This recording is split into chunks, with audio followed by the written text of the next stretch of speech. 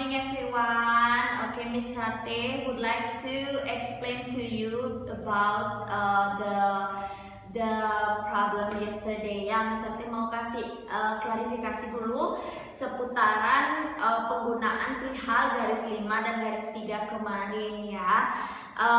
As Miss Rate told you last week that we are going to tracing the word here on your worksheet. Misalnya kan udah kasih tahu kalian worksheet kita kemarin, worksheet ini kita menggunakan garis 5. Kenapa garis 5? Karena berdasarkan konsep kita di sini, berdasarkan juga bimbel kita di sini itu menggunakan garis 5. Dimana garis 5 itu bisa membuat tulisan kalian lebih rapi dalam membuat huruf A, huruf B, huruf dan selanjutnya. Sekarang karena kesusahan mencari buku garis 5 dan metodenya itu berubah, jadi kita rubah menggunakan garis 3, tapi tetap kita kasih lihat orang tua untuk garis 5 ini seperti ini. Cuma kasih contoh aja garis 5-nya seperti ini. Dan sekarang ternyata kesusahan untuk mencari buku garis 5 dan ada perubahan metode penggunaan, yaitu penggunaan buku garis 3. Di sini Miss Rate akan klarifikasi perbedaan garis 5 dan garis 3. Okay, let's go. Miss Rate would like to show you. Okay, in here ini adalah buku garis 3 dan ini buku garis 5. Tentu saja kalau garis 5 itu diambil dari atas sampai bawah ya. Dari atas garis dan sampai bawah garis itu diambil full. Dan untuk perutnya itu di bawah garis ya. Tapi berbeda sekali dengan garis 3. Di garis 3 itu diambil dari garis 3, garis yang paling kecil. Ya, mohon maaf, di garis yang nomor 2, di garis yang paling kecil. Kita hitung 1 kolom, 2 kolom, dan 3 kolom. Diambilnya itu di garis nomor 2 yang paling kecil. Misalnya contoh kita buat huruf A. Nah, huruf A-nya cukup di garis yang lebih kecil. Seperti itu. Sekarang kita buat huruf B. Hurufnya B, suaranya ingat apa suara hurufnya? Eb ya. Kita ambil dari sini, naik.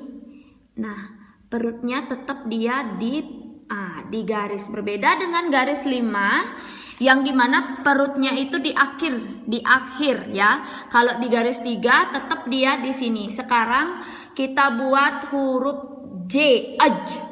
Nah, kalau huruf aj seperti ini, dia turun G. Begitu. Ya. Begitu dia jadinya. Jadi kalau di buku garis 3 itu kita mulai dari garis 2, garis yang paling kecil ya. Di garis 5 itu kita mulai dari pertengahan garis sampai garis atas dia nempel. Jadi seperti itu nanti perbedaannya. Ya, jadi kalau kemarin itu buat huruf B-nya seperti ini ya, itu kami masih menggunakan metode garis 5. Jadi ini salah. Harusnya huruf B-nya seperti ini, eb-nya itu seperti ini. Ini baru benar untuk metode sekarang. Oke, baik, sekarang tiang lanjutkan untuk garis 5-nya nih dihitung dari kolomnya kolom 1, kolom 2, kolom 3, kolom 4 dan kolom 5. Ini ada 5 kolom di sini. Nah, di garis 5 itu kita mulai penulisannya nih Bu dari kolom nomor 3. Mulai dah nih nulis. Kalau Ibu nggak maksudnya Niki, kenapa harus ada garis 5 dan garis 3? Misalnya Ibu nggak ketemu buku garis 3 dan Ibu mau nulisnya di buku garis 5. Tiang kasih tahu makin mulai penulisannya ini di kolom 3. Fungsi kolom 1 dan kolom 2 nih untuk penulisan naik ke atas nih contohnya nih kita kan buat huruf A di sini dan huruf B-nya begini jadinya nih Bu nya begini jadinya. Nah, fungsi kolom 4 5 nih untuk garis yang kita tarik ke bawah, misalnya kita tetap mulai dari kolom nomor 3 huruf G. Nah, begitu dia jadinya. Sekarang tiang bahas untuk buku garis 3.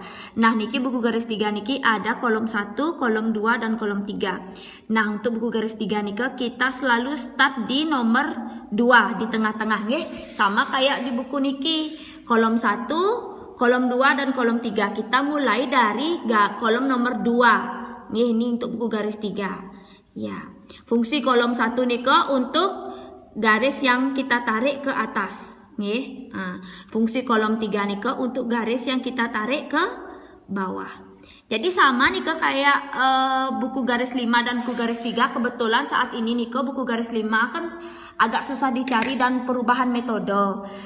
Karena kebanyakan yang pakai buku garis 3, jadi makanya yang kasih tahu perbedaannya. Kalau ibu masih mau tetap pakai buku garis 5, dimulainya dari kolom 3 nih. Kalau ibu mulai pakai buku garis 3, mulai kolomnya dari garis 2. Nah dah diklarifikasi kemarin sama Miss Ayi untuk metode barunya penggunaan dari buku garis 3 biar nggak bingung nanti mohon maaf sekali lagi yang masalah kemarin penulisannya mungkin kita masih pakai buku garis 5, ternyata ada kesalahan dari penulisan mulainya dari kolom nomor 2 Baik Bapak Ibu di rumah, terima kasih ini untuk kerjasamanya yang baik, for your hard work at home to transferring the material to the student to support us as always.